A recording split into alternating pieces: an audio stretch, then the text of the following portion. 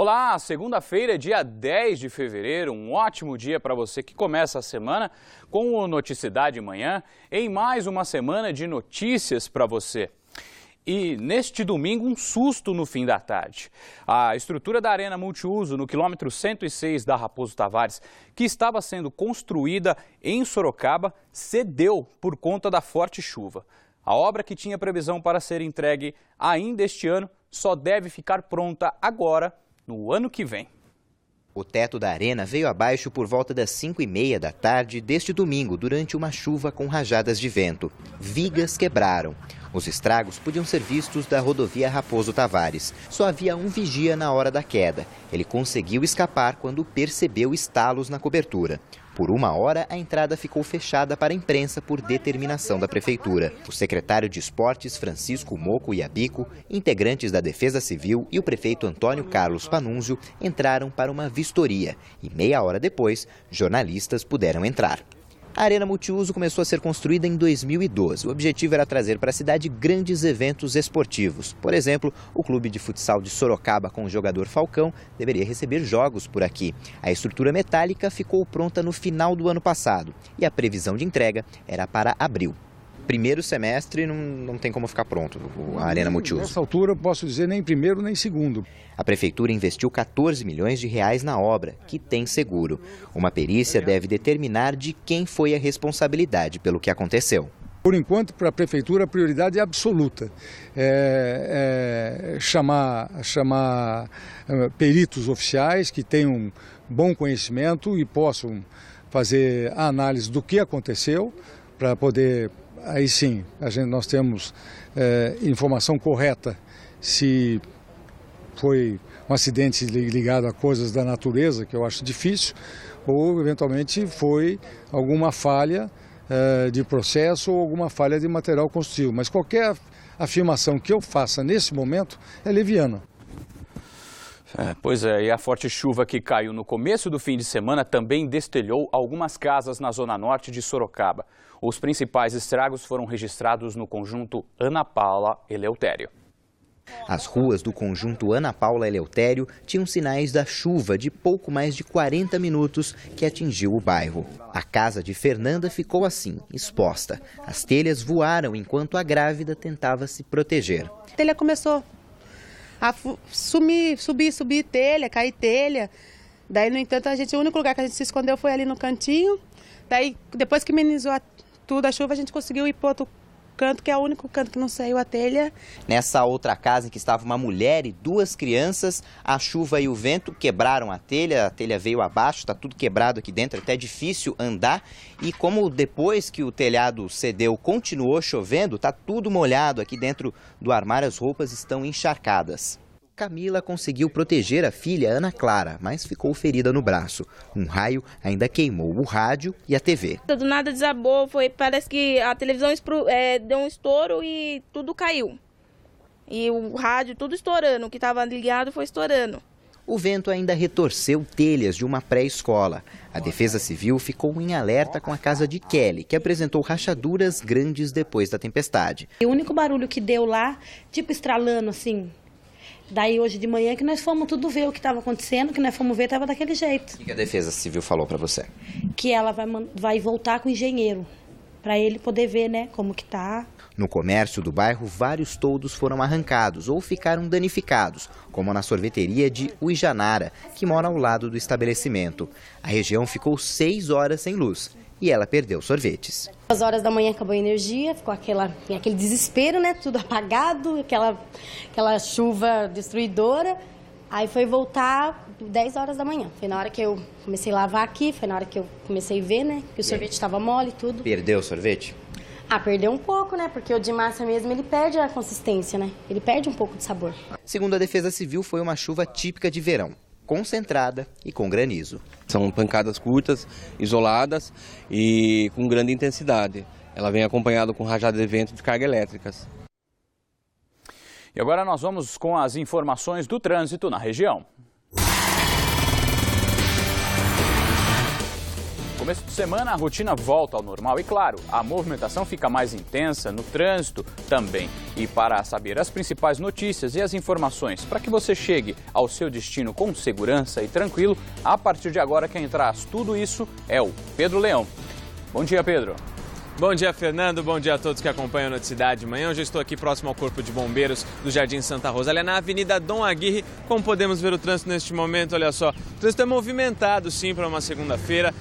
Muitos veículos em direção ao centro de Sorocaba, em direção também à rodovia Raposo Tavares, no sentido contrário. Os motoristas que pretendem acessar ali o Parque das Águas, a Castelinho, também vão encontrar muitos carros. Nós temos também imagens aqui do cruzamento da rua Padre Madureira, quem pretende subir até a Avenida São Paulo ou acessar a Avenida Engenheiro Carlos Reinaldo Mendes. E agora a situação das rodovias. Os motoristas que seguem pelos sistemas Anhanguera, Bandeirantes e Castelo Raposo encontram trânsito lento na chegada a São Paulo. No sentido interior, o tráfego flui sem problemas. E ontem à noite, 3 engavetamentos envolveram 11 carros na rodovia João Leme dos Santos, no quilômetro 107. De acordo com a polícia, a pista molhada influenciou o acidente. Felizmente, ninguém ficou ferido. Em São Roque, um homem atropelou um garoto de 11 anos no Parque Aliança. O motorista fugiu e quem socorreu o menino foi o avô. A criança foi levada com uma fratura na perna para a Santa Casa de São Roque. O homem, que mora na rua da vítima, não foi localizado. Fernando, essas foram as informações do trânsito. Daqui a pouco eu volto para falar sobre cursos de teatro para estudantes, pessoas que estiverem a fim de cursar teatro. Tá ok, Pedro. Muito obrigado pelas informações. Em Itupeva, uma área verde de aproximadamente 3.000 metros quadrados pegou fogo na tarde deste domingo, próximo ao centro da cidade. Os bombeiros levaram em torno de 3 horas para apagar as chamas. Felizmente, ninguém ficou ferido. E mais incêndio, agora de grande proporção, destruiu parte do estoque de uma madeireira no bairro Júlio de Mesquita, em Sorocaba. O fogo começou por volta da 1h da tarde e só foi controlado às 4 horas. Bombeiros evitavam que as chamas chegassem nas construções vizinhas.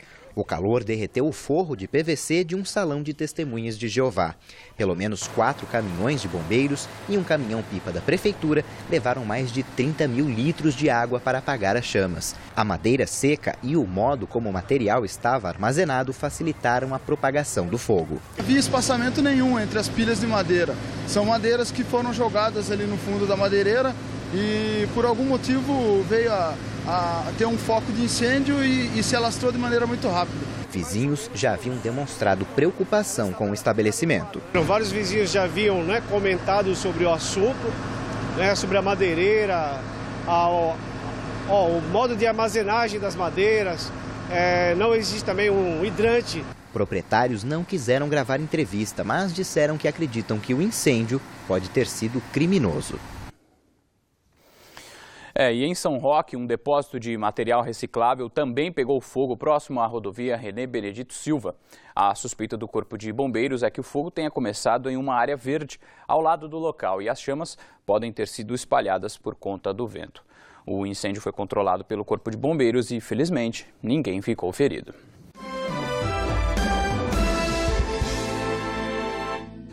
7h13, é estável o estado de saúde do paraquedista que ficou ferido depois de sofrer um acidente durante uma apresentação na manhã deste domingo em Sorocaba.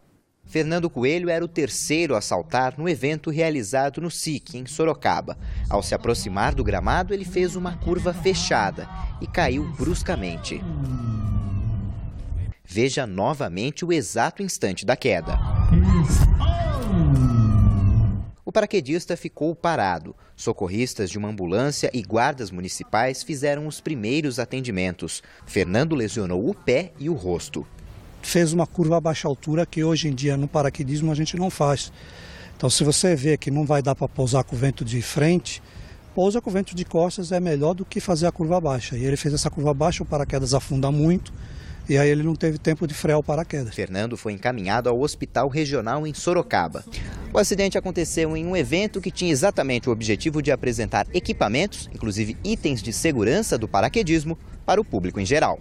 A oficina foi realizada, mas foi mais curta que o previsto. Segundo o organizador do evento, Fernando já fez mais de 800 saltos e tem 8 anos de experiência com paraquedismo, mas abusou na manobra. O normal é chegar com segurança, tranquilo, mas ele foi um pouquinho abusado, né? Porque duas coisas machucam, é o relaxo, o equipamento e o abuso, né? E essa manobra foi meio perigosa mesmo. Quem veio assistir levou um susto, mas Diego garante que mesmo assim ainda tem intenção de saltar pela primeira vez. Todo esporte você tem o risco já de se machucar, então não é por causa que aconteceu isso, pode acontecer com você, ou pode acontecer com você também. Mas o esporte é super bacana. Prudência sempre é importante. E um balão de 8 metros de altura foi resgatado também na manhã de domingo pela Guarda Municipal de Jundiaí, em uma área de mata nativa no bairro da Malota. Segundo a GM, ele puxava uma bandeira de aproximadamente 12 metros de comprimento. O deslocamento foi visualizado pelos GMs na central de monitoramento. Após 15 minutos, o balão caiu no meio da mata. 3 equipes da divisão florestal acompanharam a queda e evitaram um incêndio no local. Foi elaborado no plantão policial um boletim de ocorrência de apreensão. Por enquanto, a polícia ainda não tem informações de quem soltou o objeto. E você de Jundiaí também pode colaborar com esta prática. É só ligar para a Guarda Municipal da cidade pelos telefones 153 ou 11 DDD 4492 9060. E um homem de 36 anos morreu depois de ser ferido a facadas no bairro São Francisco, em Cerquilho. Segundo a polícia militar, ele foi morto dentro de casa depois de discutir com outro homem. O motivo da briga seria uma dívida entre os dois. O suspeito chegou a fugir, mas já se entregou à polícia e confessou o crime. Ele foi encaminhado à cadeia de Capão Bonito. Em Jundiaí, um homem foi ferido com 5 tiros no bairro Vale Azul. De acordo com a polícia, moradores ouviram os disparos e chamaram a polícia. O autor está foragido. Ainda segundo a polícia, a vítima foi socorrida ao pronto-socorro São Vicente e permanece internada. Em Ibiúna, uma mulher é suspeita de atear fogo na própria casa com o marido dentro. Segundo a polícia militar, os dois estariam embriagados e discutiram. A suspeita teria aproveitado o momento em que o homem dormiu para colocar fogo no colchão. O homem é caseiro de um sítio e foi resgatado pelo próprio patrão. Ninguém ficou ferido. Os dois foram ouvidos e liberados. Um adolescente de 14 anos foi apreendido suspeito por tráfico de drogas no bairro Júlio de Mesquita Filho, em Sorocaba. Segundo a Guarda Civil Municipal, ele foi encontrado com uma sacola plástica com aproximadamente 1.500 porções de crack perto de uma escola estadual. O garoto disse que estava no local apenas para pagar uma dívida de drogas. Ele foi levado à delegacia, mas foi liberado aos pais.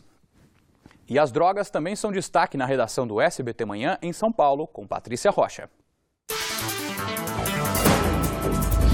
A jovem de 17 anos estava sendo investigada há 2 meses. Ela foi detida na região da Cracolândia, no centro da cidade, onde costumava vender a droga. A bolsa dela estava cheia de pedras de crack. Na casa da adolescente foram encontrados mais droga, 3 armas e munição, tudo avaliado em R$200 mil.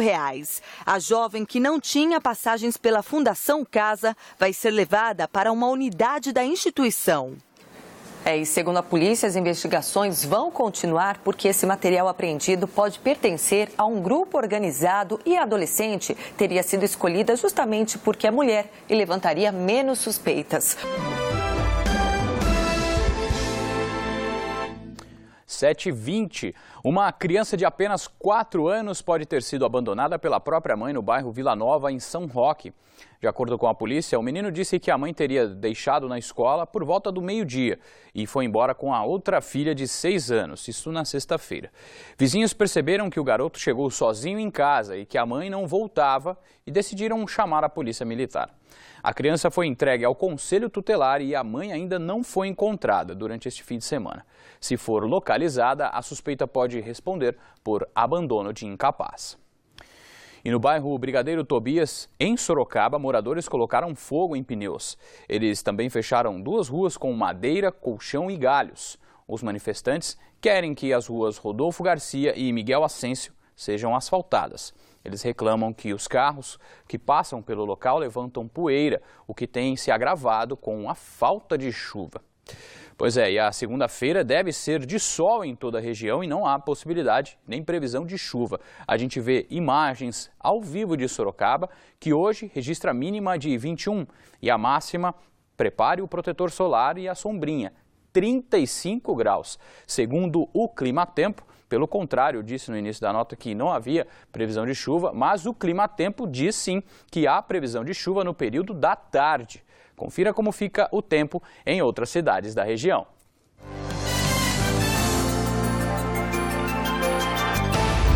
Em Tietê, as temperaturas variam entre 22 e 36 graus, mesma máxima prevista para Jumirim. Em Jundiaí, a mínima deve ser de 20 e a máxima de 34.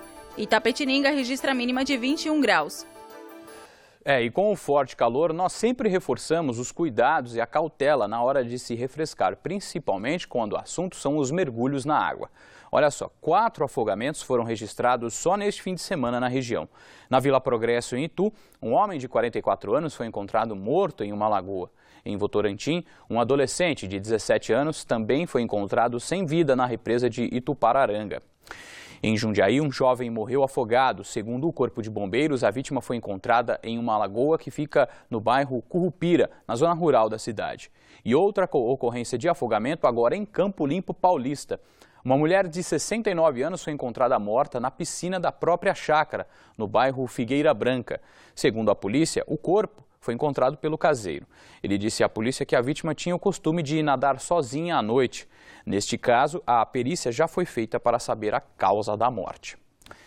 E segunda-feira é dia de falar das oportunidades de emprego na região. Papel e caneta na mão e boa sorte!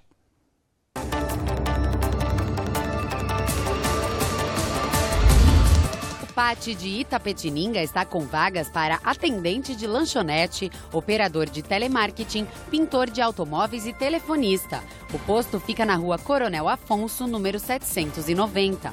Em Serquilho, as oportunidades do CAT são para cozinheiro industrial, consultor técnico de veículos e empilhadeirista. Os interessados devem comparecer no pátio da estação, sem número.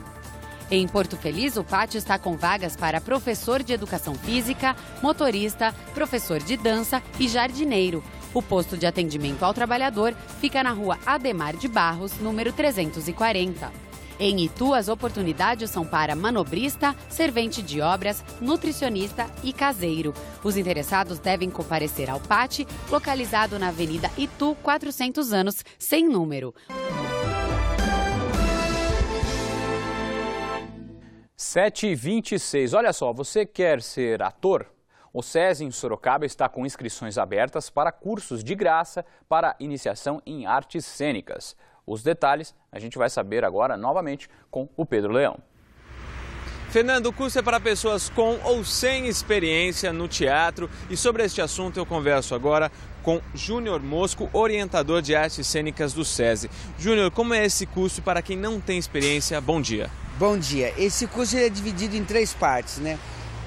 Jogos teatrais, ler a cena e múltiplas linguagens. E todas as pessoas interessadas em fazer, tendo ou não tendo experiência, podem nos procurar a partir de 12 anos e se matricular no SESI. E esse curso, para quem já tem experiência no teatro, é um pouquinho diferente?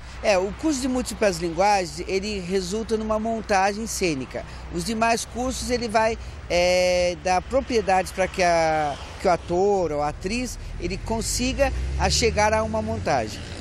E quem pode se inscrever? Olha, até o dia 16, beneficiários da indústria, filhos de beneficiários da indústria. A partir do dia 16 de fevereiro, toda a comunidade. Toda a comunidade a partir dos 12 anos? A partir dos 12 anos e lembrando que o serviço é totalmente gratuito. Quais os documentos necessários? Os documentos é o RG, comprovante de residência e se for menor de idade, estar acompanhado de um maior de idade munido da mesma documentação. Ok, muito obrigado pelas informações. As inscrições devem ser feitas no SESI de Sorocaba, que está localizado na rua Duque de Caxias, número 494, no bairro Mangal. Mais informações pelo telefone 3388-0419, o DDD é o 15. Eu não ouvi, Pedro. Ó, tá vendo, Pedro? Já tô ficando bom para esse curso de artes cênicas, hein? Já consegui te enganar, viu? Obrigado pelas informações, tá bom? Tá certo, Fernando. Tchau. Esporte, no sábado, a Liga Sorocabana de Basquete venceu em casa o Macaé por 73-54 em partida válida pelo Novo Basquete Brasil. Com o resultado, o time do técnico Rinaldo Rodrigues agora ocupa o 13º lugar na competição. O próximo desafio da LSB será na quinta-feira em Fortaleza contra o Basquete Cearense. Boa sorte à Liga! Futebol, o São Bento continua líder da Série A2 depois da vitória sobre a Itapirense. Agora o time de Sorocaba soma 12 pontos na competição, 2 a mais que o Capivariano, que é o segundo colocado. Pela elite do Paulista, o Ituano foi a Itápolis e venceu o Oeste por 2-1. E depois de 4 derrotas, o Corinthians empatou com o Mojimirim. Veja os gols. O Corinthians estreou a nova camisa amarela que não deu tanta sorte. O Timão saiu perdendo. O zagueiro Mirita subiu para cabecear sozinho na pequena área. O Mirita marcou de novo, só que dessa vez contra. O Wendel cruzou forte da esquerda, o Mirita foi cortar e jogou a bola para dentro do gol. No final do jogo, um grupo de torcedores foi até o alambrado acompanhar a saída dos jogadores de campo e protestou. E na saída do estádio, a confirmação de que a fase não é boa mesmo. O ônibus foi embora e esqueceu o meio-campo Danilo. Ele teve que correr para embarcar.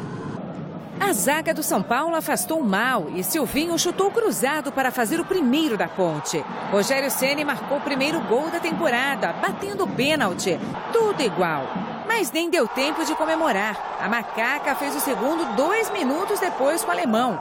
Ponte Preta 2, São Paulo 1. No Pacaembu, o Palmeiras saiu perdendo. Denilson marcou para o Audax depois de cruzamento da esquerda. O paraguaio Mendieta chutou no canto para empatar. O Palmeiras ainda teve a chance de sair com a vitória, mas o goleiro Felipe Alves defendeu o pênalti e o rebote de Allan Kardec. Pois é, e a 7ª rodada do Paulistão só termina nesta terça-feira com mais 3 jogos. Em Jundiaí, o Paulista vai enfrentar o Penapolense. O Atlético Sorocaba vai ao ABC enfrentar o São Bernardo e o Santos recebe o Comercial na Vila Belmiro. Participe dos nossos telejornais. Envie sugestões de reportagem pelo site tvsorocaba.com.br ou pelo telefone 15 32 38 8804. O Noticidade Manhã fica por aqui. Outras notícias da região você acompanha à 1 da tarde no Manchetes Noticidade com Nolan Robertos. E a gente encerra esta edição com imagens ao vivo da Avenida Dom Aguirre em Sorocaba. Um ótimo começo de semana para você e a sua família. Saúde e sucesso!